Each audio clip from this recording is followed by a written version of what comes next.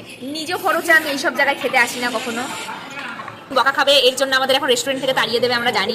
এখানকার সব থেকে মেইন যে সমস্যা, সেই সমস্যা হচ্ছে খাবার দিতে 1 ঘন্টা লাগায় দেবে ভাই। ওদের এখন সবে এগ চিকেন রাইসটা পড়েছে, আর তাতে দেখো খাবার কি তোর শুরু হয়ে গেছে। এই হচ্ছে আমাদের কড়াই আসছে, কড়াইতে চিলি চিকেন।